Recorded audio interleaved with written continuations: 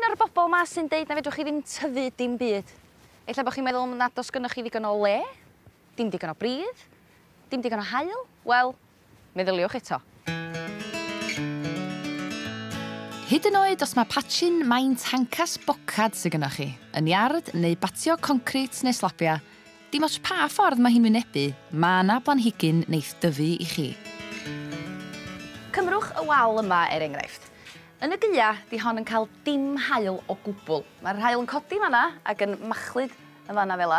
Erbyn yr amser yma'r flwyddyn, mae'r haul yn machlud yn fan'na fela yn yngwynebu fi. Felly mae'n cael rhyw awran neu ddwy ar y mwyaf gyda'r nos.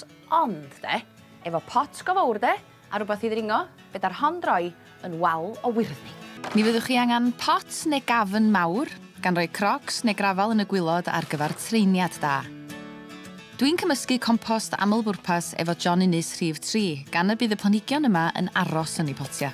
Ar gyfer y wal gysgodol, dwi'n cychwyn hefo gwyddfyd. A mae gwyddfyd ar y cyfan yn eitha hapus mewn cysgod.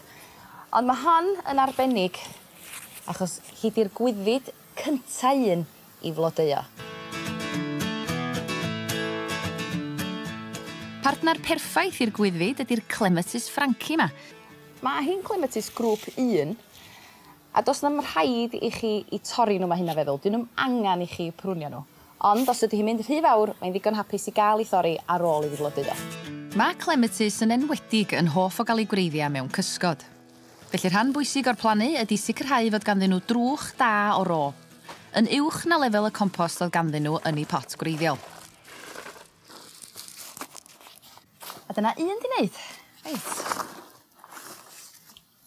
Wyt ti'n meddwl, Ella bod hi'n syniad sa chi'n plannu hein yn lle da chi'n mynd i roed nhw. Helpu